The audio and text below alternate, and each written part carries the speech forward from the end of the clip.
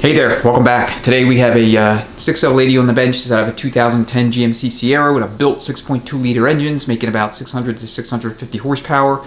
So we're going to build this thing up for performance. It's going to be mostly street. It may see the track, but for the most part it's going to be a street driven truck, and his driver's going to be aggressive with it. He's going to have fun with it. So this will be an entire rebuild series that we're going to do for this transmission. We're going to put a Circle D Level 2 kit in it, Sonic's billet 456 hub and shaft assembly, as well as some other goodies. So be on the lookout for that. But for now, we're going to tear it down, inspect it, see what's up with it, see what's going on inside of it, and if there's any hard part damage that we need to account for. So let me get a little bit closer and we'll begin. Alright, so like all transmissions, spin your shafts, make sure they spin nice and free. Check end play. End play with these transmissions is kind of set at the factory to be around 50 thousandths of an inch, and officially there's no way to adjust end play. The factory does not offer selectives. There are selectives in the aftermarket. For example, when you go through the pump of one of these things and machine both the cover and the body / bell, you want to install Sonic's oversized thrust washer that goes in behind the stator so that you can kind of preserve that end play. And I believe that there are shims for this, for that area as well, just in case, you need to shim it and get it down even further. But like I said, from the factory, officially, that end play is not adjustable. So we'll go ahead and begin. Torx 40 on this shift cable bracket.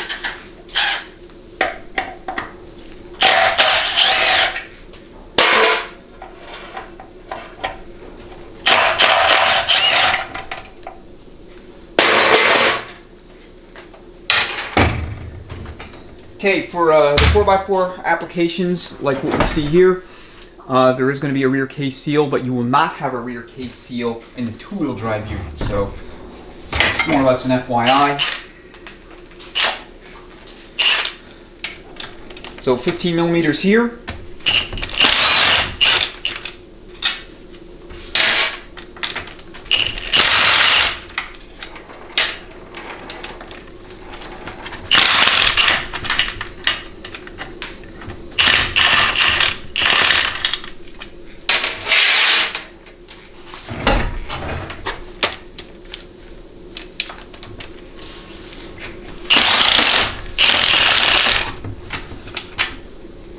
And you really got to make sure you're on this thing because these bolts can be tricky to get at. They're at an angle.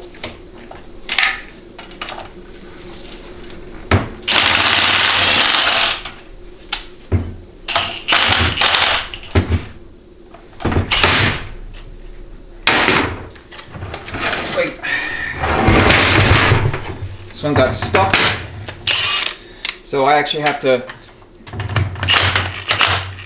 put this in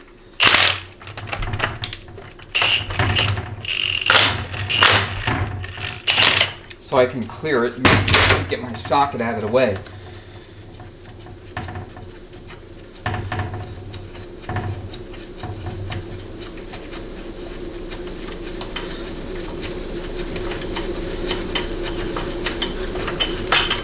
So not a fan of the way these extension housings are.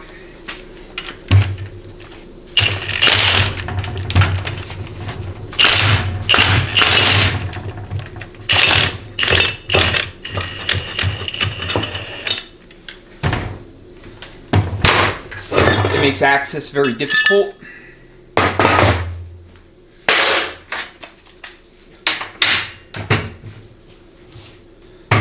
All right.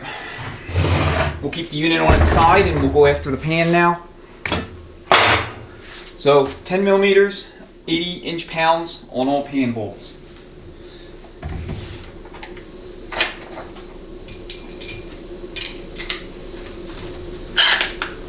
And the one thing you have to be careful when it comes to the pan is these bolts are somewhat delicate. So numerous accounts online of folks reinstalling the pan, torquing the bolts to spec, and then having the heads snap right off. So again, you just want to be careful.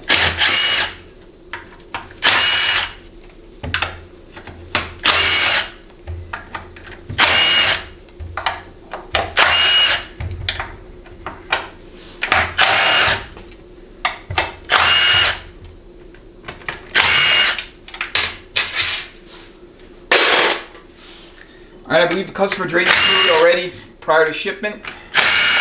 You know, just basically took the pan off, so whatever, you know, either soft or hard part damage might or might not have occurred in this thing. We may not see evidence of that in the pan, so it all depends on to what extent it was cleaned and whatnot. Customer may have also just tipped the whole thing over and drained it out of the dipstick tube. That's a possibility as well.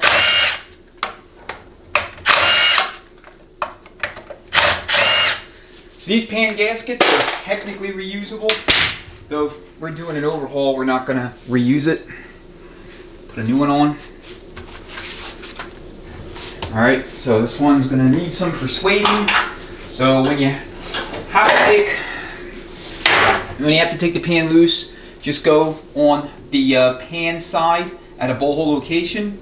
So we'll go, say, right here, and just carefully tap. And that will get it loose without posing any risk to either the pan rail in the case or the pan itself. Because if you go in between a bowl hole location, it's possible that you may bend, you know, or dent the pan sealing surface, and that would be no good. Okay, it looks pretty clean inside for the most part. Okay, filter. Always check in here if you're having like weird issues like delayed engagements or even no movement conditions. These filters have been known to crack at the necks, so it's something you want to be on the lookout for.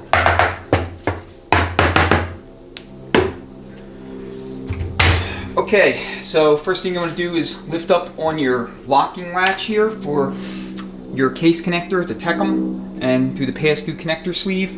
And then you're going to have a series of what I refer to as starfish bolts. They're basically modified E12. Inverted Torx 12, and you need a snap-on 10 EPL socket to remove them. So you're going to see one here through the internal mode switch, one here, and then there is, let's see, one here and one here. So, and one there. So that's snap-on 10 EPL. Okay, no need to unplug anything here. Just take loose your bolts.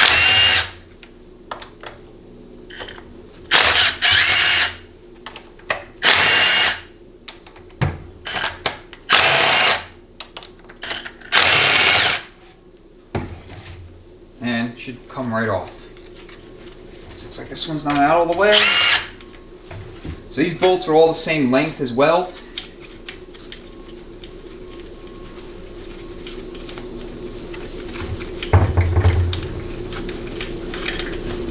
Let's look at that one. Find it out in a minute. Show them to you. So they're all the same length.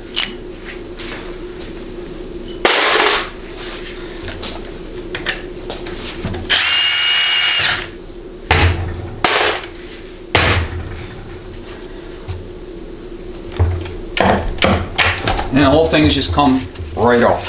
So here you have your two speed sensors, your input and your output.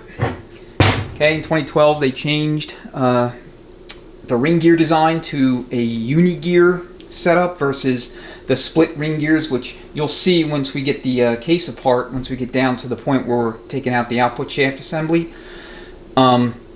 This speed sensor here changed in lockstep with that ring gear design change, and that occurred in 2012. Now that said, if you watched my 6L90 teardown video out of that CTSV, that was a 2013 model year vehicle and it had the split ring gear design. So, alright, let's go ahead and do a quick case air check. Want to see how the apply circuits are, and then we'll go ahead and evacuate the case.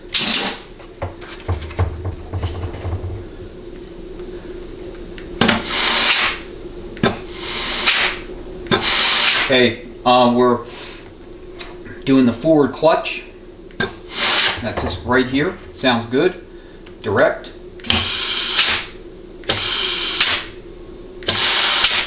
Okay, that sounds good. Alright, that's cooler. This is 456.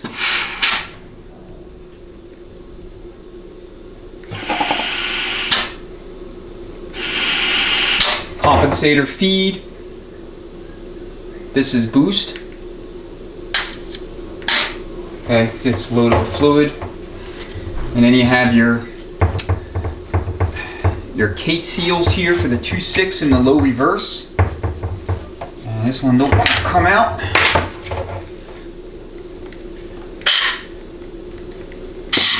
So here's 2.6 and low reverse.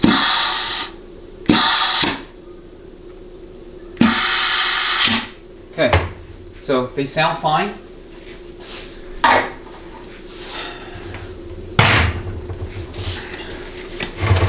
Alright, so for your roll pins, you have your parking pole housing roll pin. There are 2 O-rings here on the end. If you don't have the special tool to remove this roll pin, it's basically a collet style roll pin puller, and this area here is not leaking, don't worry about it.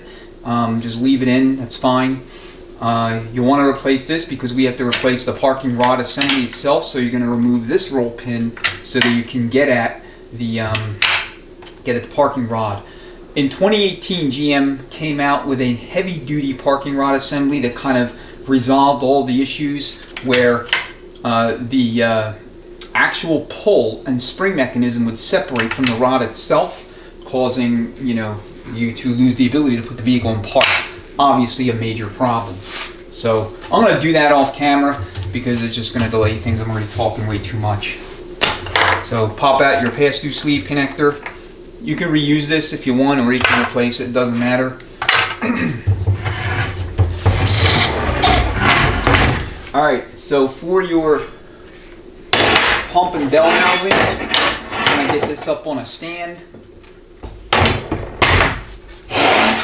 We can take the pump out.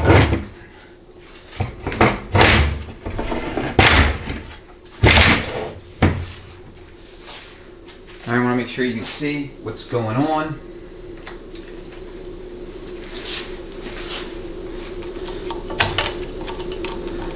Let's get this O-ring out of the way for the torque converter clutch. Torque converters are a major problem with these transmissions. And so occasionally you'll have one fail because this O-ring hardens and converter clutch starts slipping, but for the most of the torque converter failures in these units, it's because the converter itself's under designed. It's got like a 20 or 25 thousandths thick converter clutch, and that's just simply not thick enough. So when we go back with our converters, we put a 70 thousandths thick Borg-Warner high energy converter clutch in there. Now you could do a billet cover as well if you want. That's up to you. Obviously I'm having severe difficulties with this stupid snap ring. So again, the billet cover is not considered mandatory until you're doing something like what, this application, 600, 700 horsepower, racing, street strip, etc.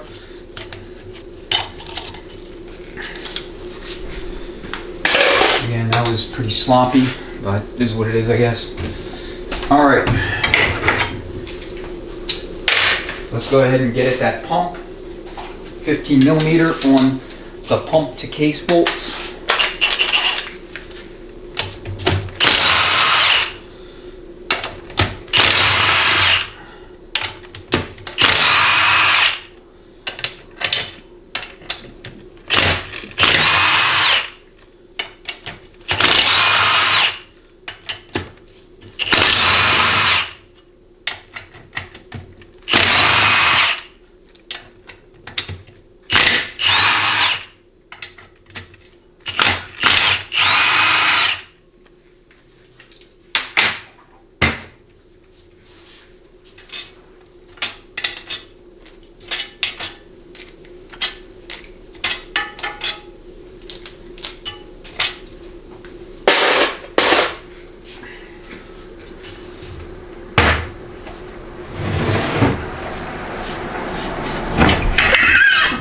Just lift the pump right out. So in 2009, they changed the stator design here to ceiling ring area to introduce locking style ceiling rings and support O-rings underneath. This dramatically reduced the amount of warranty claims associated with cross leaks between the 1, 2, 3, 4 and the 3, 5R clutch circuits. Okay, that was a real concern with the 2006 and through 2009 model year 6L transmissions, 6L 80s, 90s. So they went away from that, and what you do is anytime you're dealing with an early unit, you will always retro a stator pump cover assembly that features the updated design. You never want to reuse that earlier design. Okay, so we'll take a look at the pump right quick. I want to make sure you're in the shot. So there is a torque sequence to all these bolts.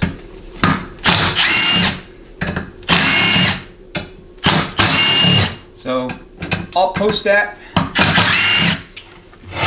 somewhere on the screen so you can see it. It is in the automatic transmission service group manual for these units.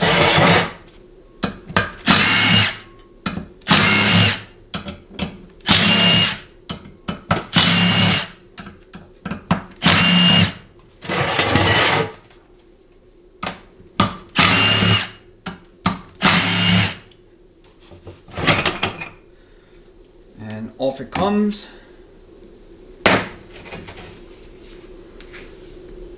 Take a look at the pump bolts.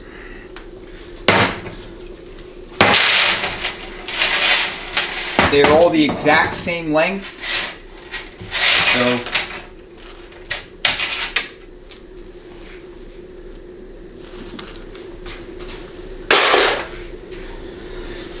all right, most of these pumps need some sort of machine work. I think I've seen literally one come in where it was like perfect, both halves. Very, very rare. But, you know, if you want, you can check this area here. This one's actually in very good shape. Most of them have deep scoring, especially in this area where the slide works. And then we also are going to need to take these bolts out because this gasket here between the stator and stator support needs to also be replaced during overhaul. 8mm on these as well.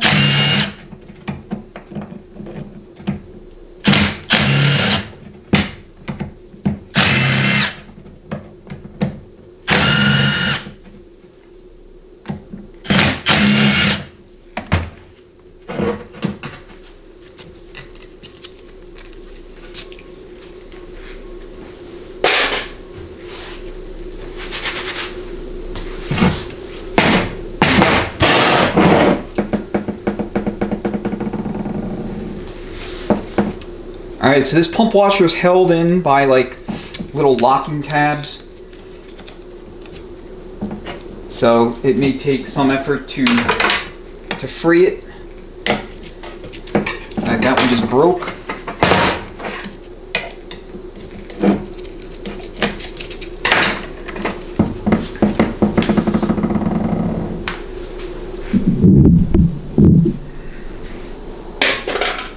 Like I said, when we go back with this thing, it'll have a Sonics oversized tab on it, or oversized plus washer rather. So you notice there's an O-ring here that needs to be replaced, and then you have your gasket.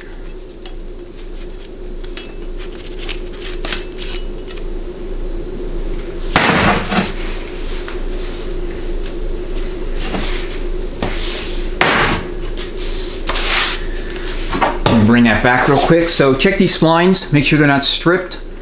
Okay, these bushings will be replaced. And then check the casting here, make sure it's not cracked. Make sure you didn't accidentally break it during the removal process. Check the journals, make sure they're in good shape. I mean, like I said, or like I say in all my videos, you don't want to do any serious inspection until everything's all cleaned up. So here's your stator support.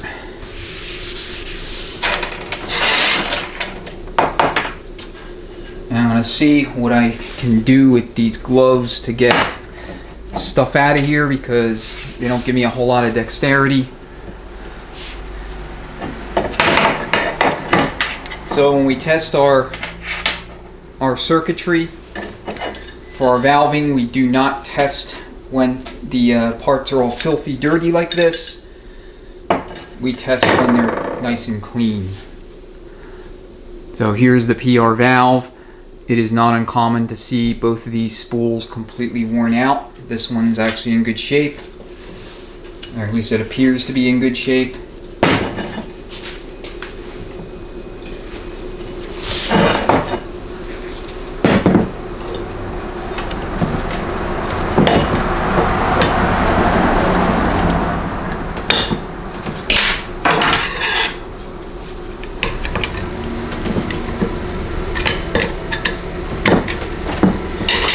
More than enough exposed.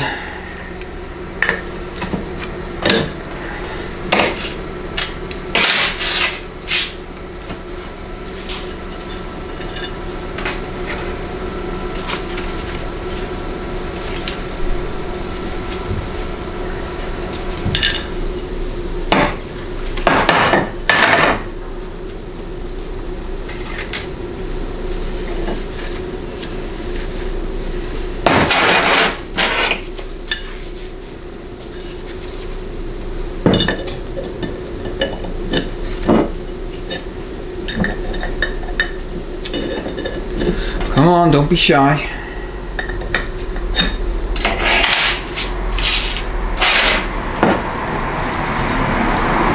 So here's our TCC limit and apply valves and the boost and pressure regulator valve.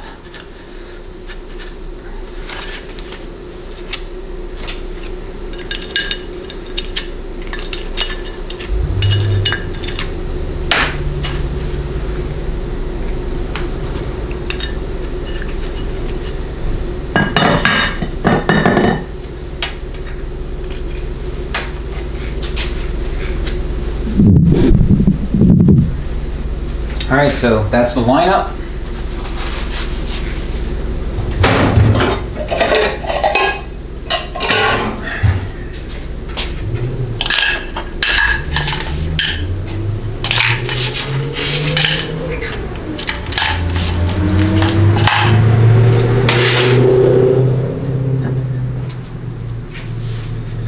And then you have one more location here. This is going to be your pressure relief ball and spring.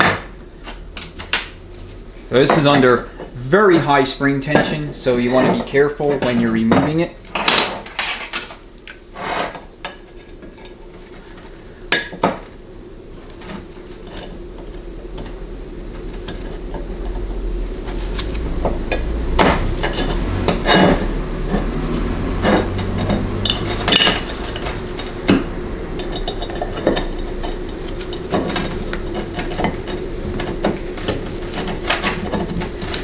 And sometimes it helps to have a screwdriver handy. You can kind of pry on it.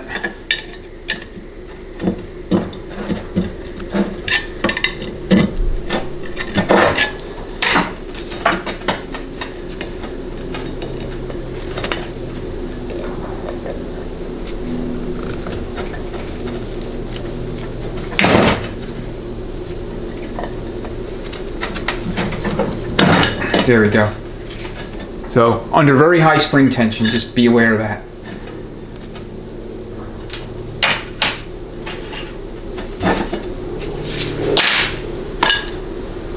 There's your ball.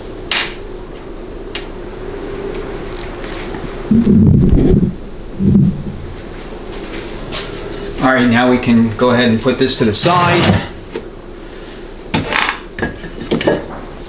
Like I said, we will test that later.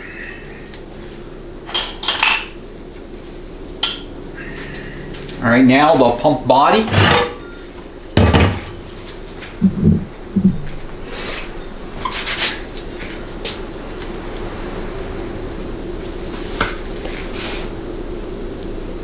So it looks like this thing had a stowaway.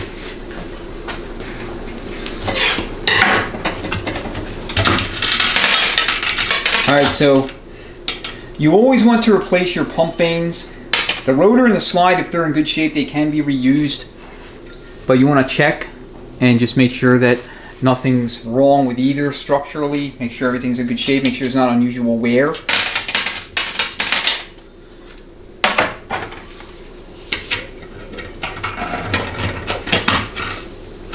Okay, your priming spring, your pivot pin and spring, and your Teflon slide spring, and I guess spacer or backer. There's a technically correct term for these two parts, but they're escaping me at the moment. Okay, unlike the 700R4s, 4L60Es, 204Rs, this is considered one piece. So this will receive a set of Transgo unbreakable pump rings. See if I can get this thing out.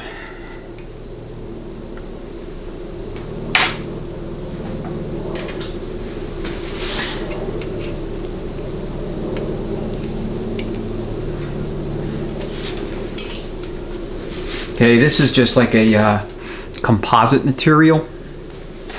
And then you have your support O-ring underneath. So obviously a new one comes in the kit, but this is not replaced unless you're replacing the slide or, you know, the rotor and slide as a set. So we'll put those over there for now, and then you have your perimeter O-ring. So when you're going back with these pumps, it is my recommendation that you have an alignment tool. There's the Kentmore tool, which if you watch my other 6L videos, you've seen me use. If you don't want to spend the money for that, or if it's not available, the aftermarket, I believe Adaptacase makes an identical version of that tool. Put these here.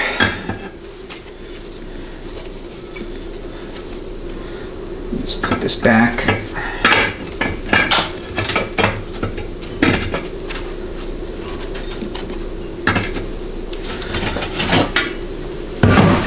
All right, for your drum complex, if you know 6Ls at all, you'll know that there are constant problems with the 1, 2, 3, 4 and the 3/5R clutch as a result of this drum leaking here at the base weld. So we're going to check that when we get it out.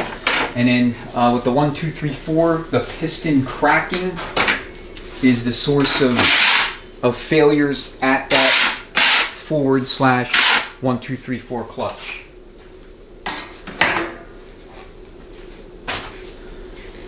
So just grab up on the drums, carefully pull them out.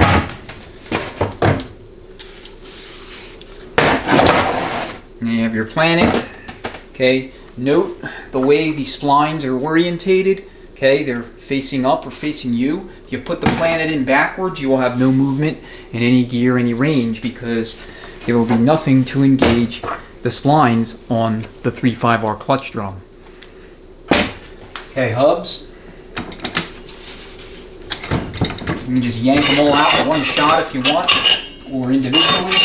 So I'll just yank them out individually so you can see the bearing orientation. So the captured bearing here, and then you have a bearing here on the pilot shaft. And note the little tabs, they face you, face out. Okay, there is a damper. We'll take a look at that in a second. So this is going to be your 1, 2, 3, 4 hub, and you have your open axial bearing there, and then there's going to be a bearing there on the 3/5R hub, as you can see. So 3/5R hub bearing to 1, 2, 3, 4 hub, and then you have a bearing here in the center support to the back side of the 3/5R hub. So all these bushings in the hubs will be replaced. Main bushings in the entire transmission are going to be replaced. Okay, so they have a little kind of seating location so that you can locate the bearing.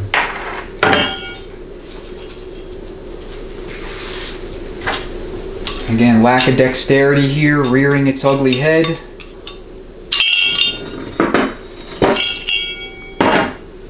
So check the condition of these bearings, soak them in Dex 6, Unless the transmission's been through the ringer, it's had a lubrication issue, you know, ran low on fluid or something, the bearings are usually okay to replace. Not always, but usually. So for your hubs, you want to check these splines. You want to make sure that they are not worn. Okay, you can see visually a pattern here where there was engagement versus where there was not. So when this is clean, I need to check these splines for wear there. Okay, same here on the clutch teeth. So you want to check, make sure that there's not any kind of excessive scoring longitudinally, especially here on the sidewalls. You can see the wear. You can feel a little bit isn't too bad, but if it's excessive, and how you check this is you just take a new clutch disc and kind of, you know, spline it on and see if it's catching, and if it is, then you need to replace the hub. Now, what we're going to do is we're going to do weld reinforcement for these hubs all the way around to make sure that they don't come apart where the flange is mated to the body. You know, there's mixed opinions on whether that is actually worth doing. Some builders don't believe it's actually beneficial. I mean, it's not harmful, but like you're not gaining anything. Others believe that it does add value because it brings additional strength, you know, here in this area of the hub where you can otherwise have failures in very high RPM, high power torque applications. Again, I think I'm in kind of that latter camp where I think there is value in doing that. You know, again, that's just my opinion. So we're going to do it with this one. And my machinist does that. They basically TIG weld up in that area there where I pointed out.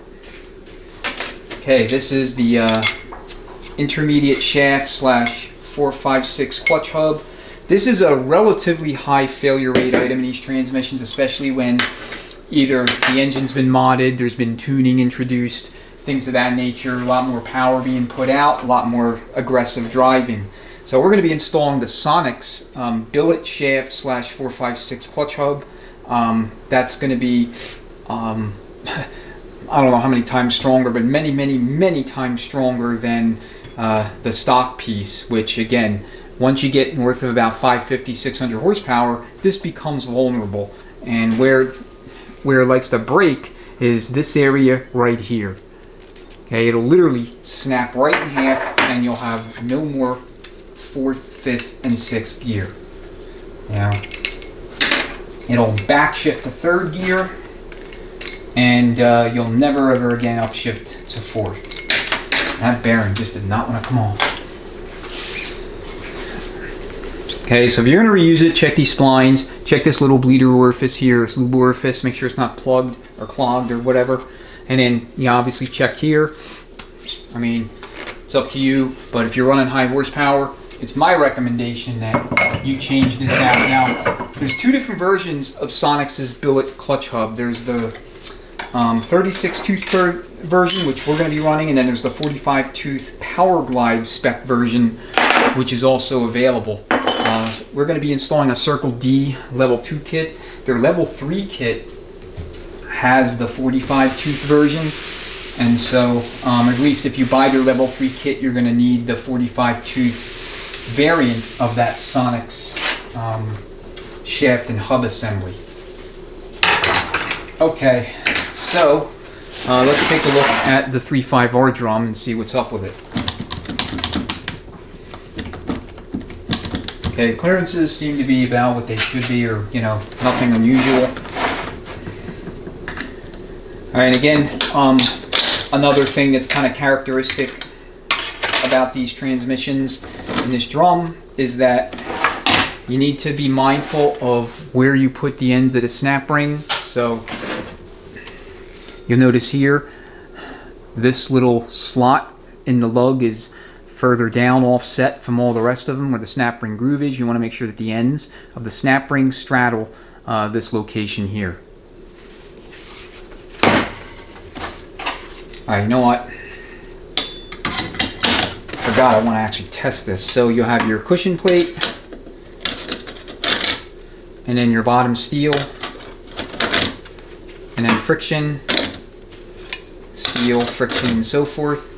Okay, this clutch pack looks like it's pretty good, you know, in good shape. So perhaps this drum is in good shape. Now, regardless of whether or not this drum is actually leaking or not, I'm going to have it weld reinforced, because if it's not leaking now, chances are it will be leaking later. I want to make sure I line up my end. There it is.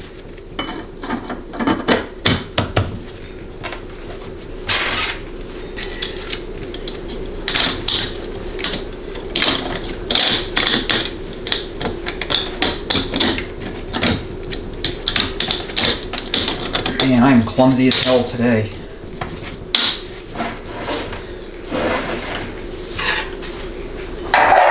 Clumsy as hell.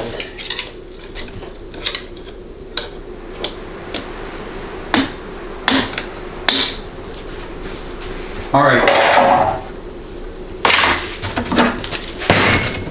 So to test this drum, you're going to need this tool here.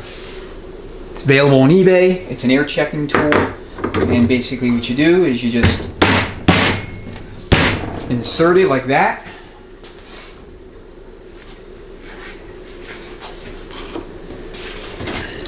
And go ahead, flip the drum over. Make sure it's fully seated in there. And then you're going to install your lock.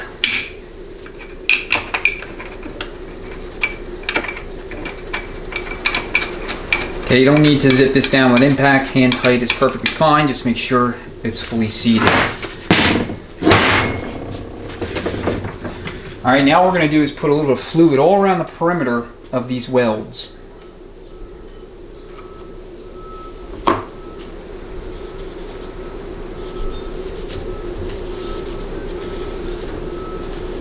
And what we're going to do is introduce air into the 3.5R circuit to see if there's any bubbles appearing in the transmission fluid.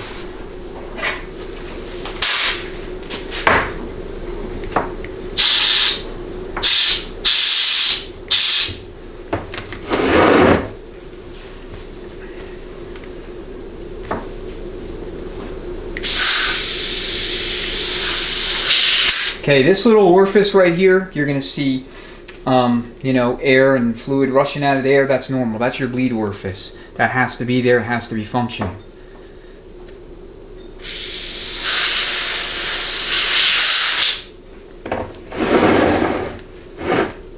So far, so good.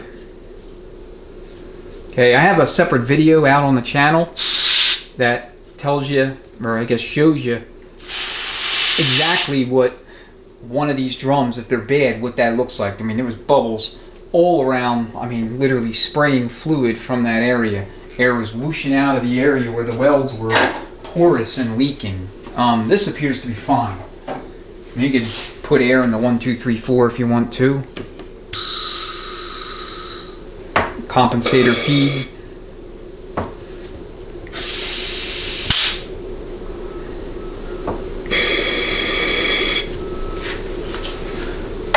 All right, so now we'll go ahead and we'll take this drum apart.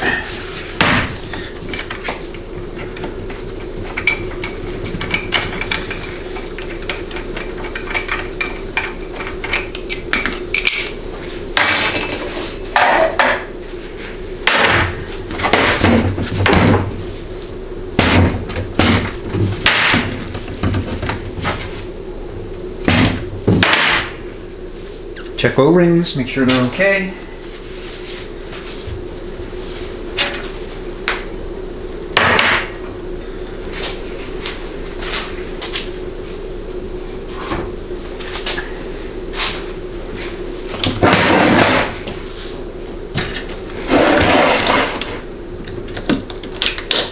So these transmissions are, I'll be honest, they're very easy to work on.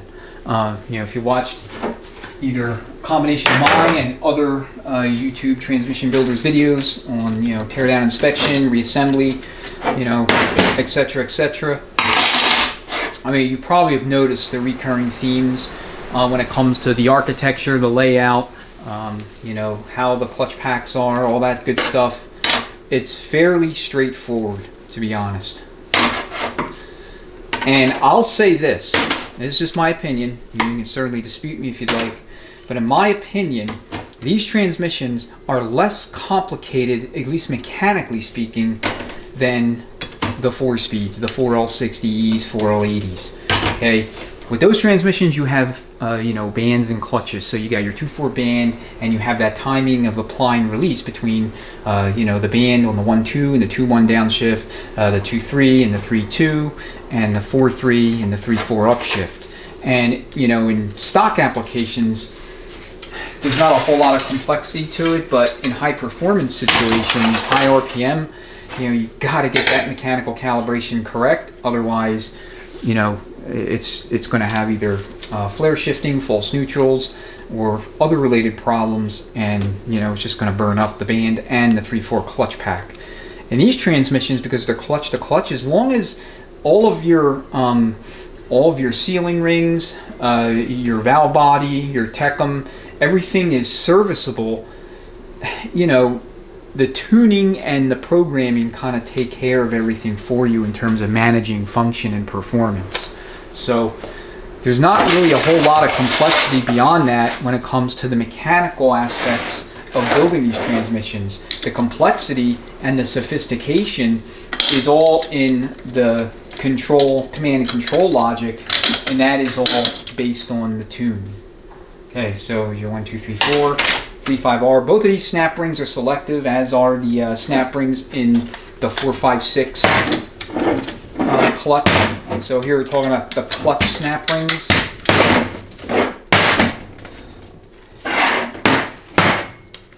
So let's take our gander at our 1, 2, 3, 4s. You have 5 and 5. So a cushion plate is your bottom steel.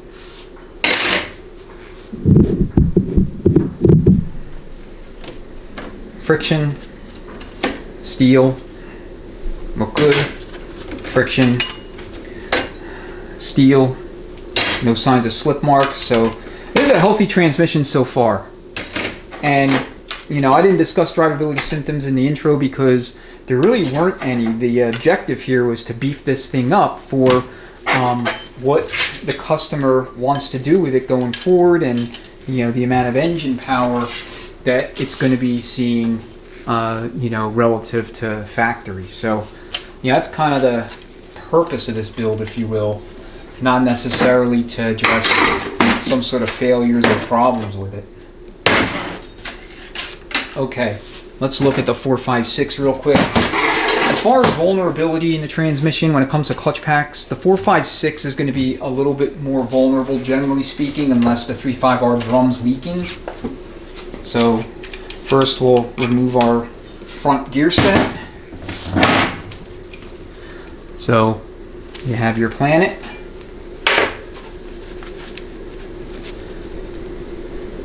Okay, check teeth. These are index marks here. You see the machine marks, or the index grooves, if you will, on each of the pinion gears. That's normal. That's from the factory.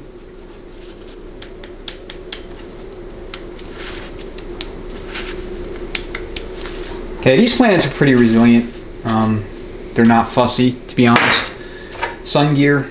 This is orientation agnostic, so just check splines, check teeth, check the faces. That's it. Okay, check splines on your Planet as well. And then for your ring gear, you're going to have your teeth. You want to make sure they're not worn. You have your bearing here, note the orientation, and then you have a thrust washer for the back side of that Planet. Okay, for the stator sealing rings, these require a sizing tool. I think in addition to the Kentmore dealership branded tool, you have Adaptacase, they make one. Then there's several other makers of these tools, and you can find them on eBay, Transparts Warehouse, TransStar, anywhere where transmission parts are sold. Okay, 4, 5, 6. So 60-80 thousandths clearance in this clutch pack. You don't want to be too tight here. If you're too tight with the 4, 5, 6, then you will have slight tie-ups when you shift from 3 to 4. and you obviously don't want that. So Borg-Warner frictions, standard module. This clutch sees a lot of heat. One of the improvements of the Sonic's hub assembly is it basically doubles lube oil to the clutch so that it can stay cooler than it otherwise would based on the design of the hub from the factory. So you see a little bit of heat, but nothing crazy, nothing major. These steels are still okay. Would you put them back in? I wouldn't recommend it. I mean, I wouldn't recommend reusing any steels in these transmissions. I would always put a steel module. Reason being is that steels do wear as well, and if you lose, say, one thou off a given steel plate across the entire clutch pack, that can be material. All right, that can make a difference on you either being within your clearance or being outside of it, you know, within that specified range. Okay, another thing that Circle D mentioned when it comes to their kits or any performance oriented stack up in the 456, if you delete the cushion plate, you want to turn off the air bleed in the 456 shift table. So for those of you that do HP tuners, you know, that's something that you'll want to attend to. I don't do tuning. I know nothing about it. I'm literally relaying to you what was shared with me by Circle D. Alright, so you're going to have a balance piston and you're going to have your apply piston. These are bonded pistons. They get replaced on overhaul. And same with the bonded pistons in the center support. You don't want to ever reuse those bonded pistons. Alright, so big giant snap ring. Note where the ends are. So sometimes folks will make like a score. You know, they'll score the case so that they can remind them as to where it is and how it should go back in. In my experience, I don't think it matters. At least I put them back in different orientations, and so far there hasn't been any kind of consequences. I think the ATSG manual just tells you to make note of where the opening, you know, where the two ends are, and just put it back in that way. So you must use some sort of big giant heavy snap ring pliers. So if you've seen my other videos before, you've seen these. And this thing was tripped on me.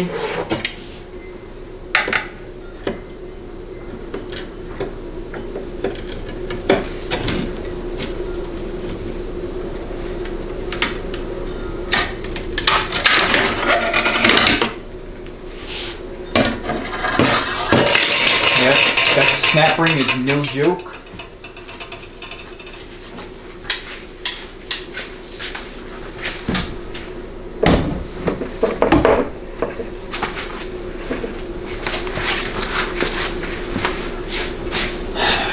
Alright, so for the center support in these transmissions, there's no keyways like there are for the Fords. So all you really have to do is just line up the lugs. And sometimes the center support will get stubborn and cock sideways in the bore on you. So if it does that, just kind of tap it back in, recenter it, and then try again. So here's our bearing.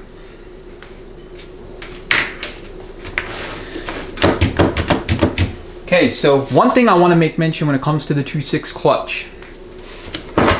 As I've been doing these transmissions, I've noticed the clearance in the 2.6 clutch has kind of varied all over the map. And what I mean by that is I've seen clearance anywhere from around 50 thousandths, which the ATSG manual specifies that should be, you know, it's not adjustable from the factory. There's no selectives in this clutch pack. So ATSG tells you that if you are not close to or at 50 thousandths clearance, then you've misassembled the clutch. Now, I will tell you that is not true in all cases. The 6L90 transmission that I just did, that had something like 80 thousandths clearance, 78 thousandths clearance when it came out, and it went back in with roughly that same amount of clearance. And, you know, as far as I know, it works perfectly fine. That was out of a CTSV. So just bear that in mind. Other builders have commented that when they have tried to tighten up the clutch on a given unit for, you know, that came in with, you know, 70 plus thousandths clearance, they actually had problems.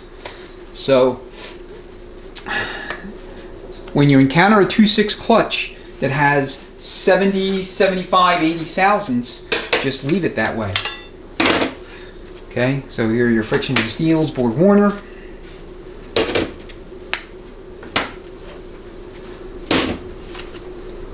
So everything looks good so far. The 2.6 clutch is probably the least troublesome clutch pack in these transmissions. It's rare you see it burnt up. It's a very reliable clutch. So it's on in second and sixth gear, and because the housing itself isn't rotating, I think that has a lot to do with it. The clutch doesn't see as much rotational or torsional stress upon apply that, say, the front three clutch packs would, or I should really say the 3.5R and the 4.5.6. Alright, I gotta change the battery out and then we'll continue. Alright, so you have a Belleville plate here, or, you know, I guess plate style return spring for the piston, which then you can remove with a screwdriver. And I have a video showing you how to use a, you know, just the output shaft basically to take this thing and reinstall it.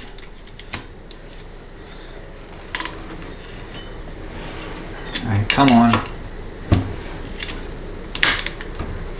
Getting it free from the first 5 or 6 lugs is, I guess, can be a little tricky, especially if you have thick gloves on like I do, but then once you have it, it'll come out the rest of the way fairly easily. And then likewise, once you have it pressed back in and you got that first 5 to 7 lugs, you know, started, so to speak, the rest of it is fairly straightforward. You just simply tap it in with a hammer and a screwdriver. So you see how much bigger this is than any clutch snap ring. And it also has 2 pointed ends like this. Be careful. I have cut myself with this thing before.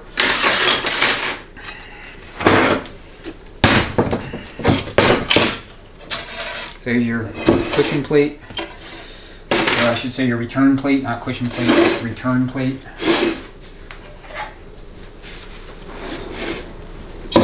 Oh, wrong one.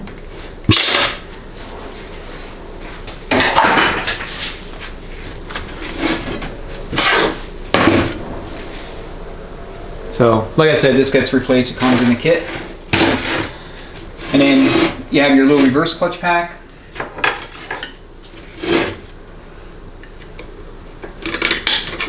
So we'll take that out, and then I gotta go to the press to remove this snap ring for the rear sprag.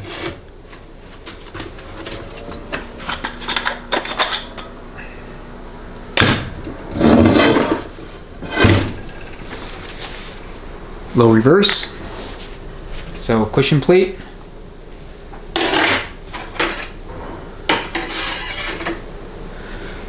and then here's your bottom steel, friction, steel, friction, and so forth. Of all the clutch packs we viewed thus far, this actually seems like it has the most wear, which is a little bit unusual. And, you know, I'm really nitpicking. I mean, it looks like it got slightly warm at times, but could be too, the fluid is just darker in this area. So it's our low reverse. So 2.6.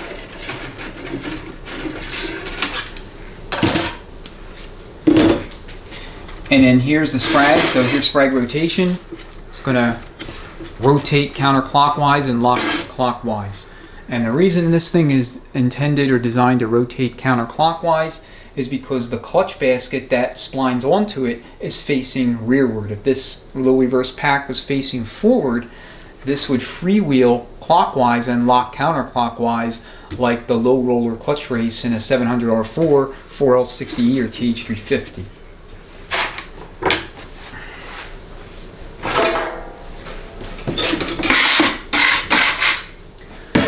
Alright, I'm going to have to go to the press to remove that snap ring. So, see if I can bring this a little bit closer. You see here, there's kind of a blind spline. Alright, that's how this thing must go back on. And you have the snap rings ends on that blind spline. So I always replace this assembly out of an abundance of caution. Very early 2007 model year units had a 30 element sprag that was prone to failure. The factory redesigned it to take 38 elements, a little bit more heavy duty, and failures dropped dramatically. So this is sold as a gear assembly, so it's not like you can buy the sprag gear clutch individually like you can with a 4L60E. It's the whole thing, the race and the sprag, the whole assembly. All right, stand by.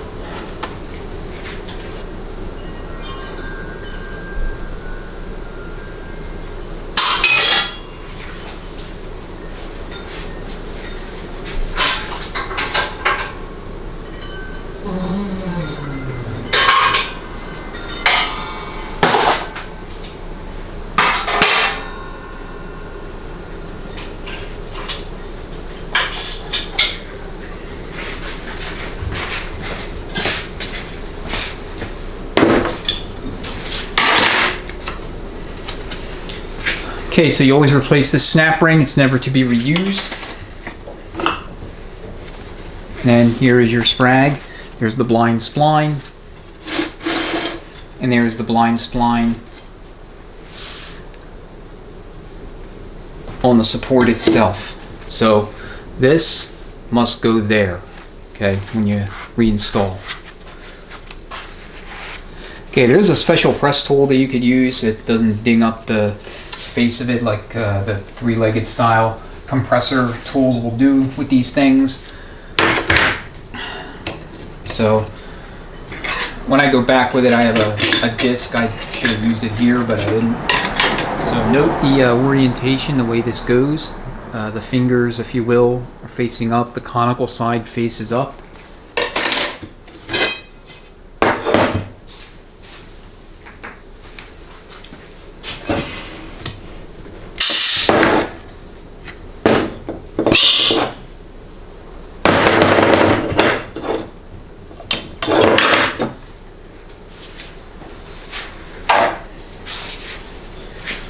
You will have an O-ring here. So there's a protector tool that you can use to protect the O-rings, and there's one as well for the 1, 2, 3, 4 and 3, 5R applying valence pistons to prevent that particular O-ring from getting damaged. If the snap ring in the in the 3, 5R 1, 2, 3, 4 clutch breaks, for that return plate assembly, then you will tear the O-ring and you will have wrong gear starts. So you'll have, third gear starts basically, because apply fluid will go to both of those clutch packs when you put it in drive. All right. This will come new in the kit, replacement piston.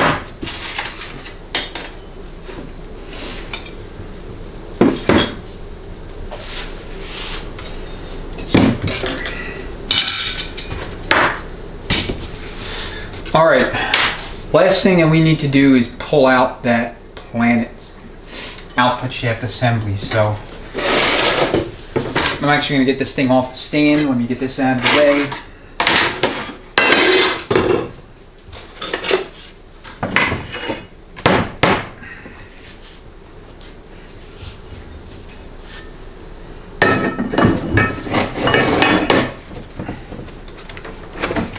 Alright, so this is heavy. You just want to be careful. You don't want it accidentally, kind of dropping into the case. That would be particularly bad. So there's the output bearing, and then we got the output case and all the nasty fluid.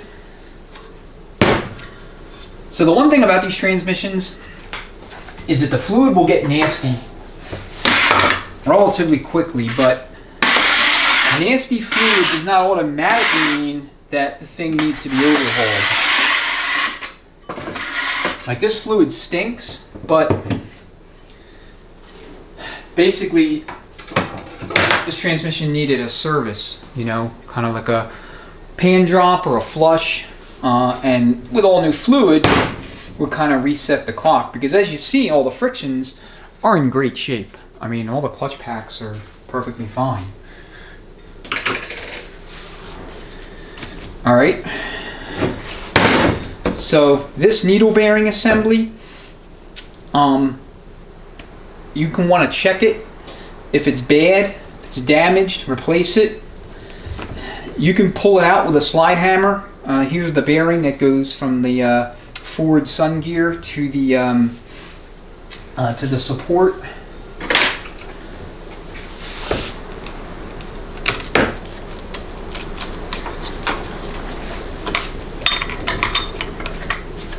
Get that race out of there.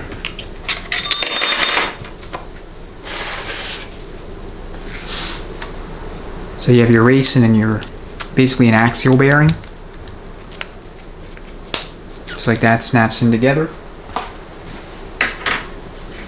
And then you have two tough snap rings holding the Planetary carrier assembly and sun gears into the ring gear and output shaft assemblies.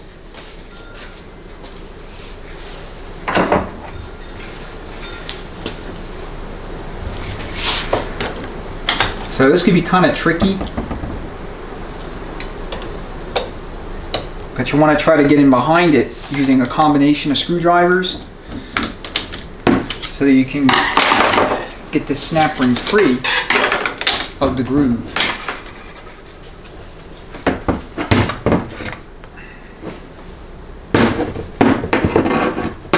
So as you see, we have the separate ring gears. And basically when you go back with it, you'll install your bottom ring gear, your spacer, and your bottom snap ring first. Then you'll have your Planet upside down with the with the front facing ring gear just like this. Okay, notice the step, it faces up, faces you. Okay, this side here obviously faces down.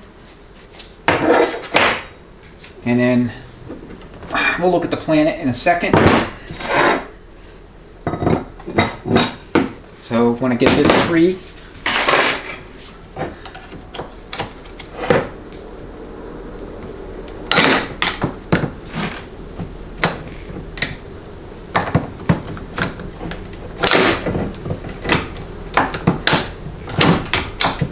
And again, it can be tricky.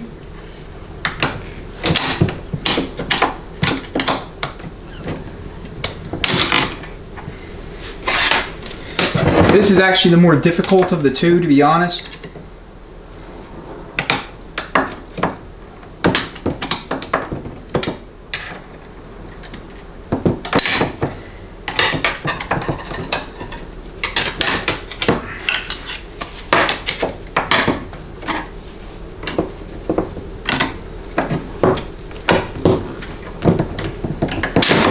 And the problem is getting underneath of it.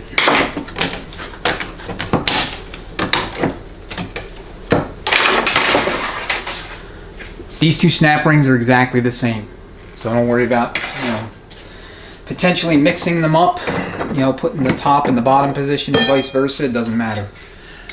Okay, so for the bottom ring gear, you'll have this flat side facing up, and then you'll have the beveled side facing rearward into the basket. So like anything else, gear wise, you're going to check teeth, you're going to check structure, you're going to check lugs. I'll put these.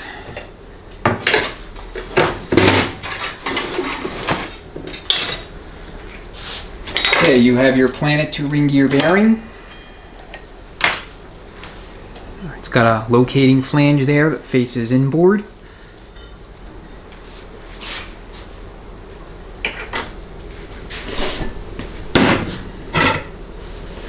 And then just check the basket.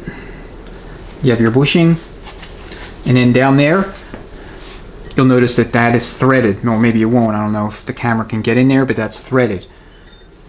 So I'll flash the thread pitch on the screen so you can go out and grab a threaded rod, make it about, I don't know, 18 inches long or so, and then use a series of lock nuts and fender washers, and that will give you a tool, a lifting tool, so that when this transmission's on the fixture and you're installing the entire rear gear set assembly, you can safely lower it into the case using this threaded rod tool that you've made, and maybe it costs you 10 bucks in materials. So check barking lug, check splines on the output shaft, check the journal, make sure nothing's amiss, damaged, scored, whatever. Okay, these planets are not cheap, so you want to check them. I mean, you can knock this out or pull it out with a slide hammer and a, you know, kind of, I guess, hook style extractor attachment, whatever works. Check these splines, check the base plate itself. Real high horsepower, something like, you know, 700 and maybe 750 and above, somewhere in there. I would recommend you install an assembly that has a billet drive plate. Okay, that's what this is, the drive plate. I would recommend you do that. If you're doing like something like a stage 3 or stage 4, you know, I know those terms, I mean, they can mean different things to different people, but anything north of about 750-ish horsepower is my recommendation to install a Planet with a billet drive plate. All right, so that is the teardown. So all in all, this transmission is in great shape. It's a very, very solid foundation and excellent start to a performance buildup. We don't have to replace any hard parts, I don't think. Like I said, I don't know that for a fact yet until I clean everything up, but from what I've seen so far, I think we're in good shape. All right, thanks so much for watching, greatly appreciated as always. If you have any questions, comments, go ahead and leave them below. Like I said, I will be filming this entire rebuild series, so you know, the only other 6L80 complete rebuild I have on the channel is that demo with the core, and that was just to have something on the channel related to these transmissions. So this one will kind of supersede that, and you'll get to see what a Circle D Level 2 kit looks like and how it goes together. So be on the lookout for that. All right, well, enjoy the rest of your day or evening until we meet again. Thank you so much for watching as always. Greatly appreciate your viewership. Talk to you soon. Have a great rest of your day or evening.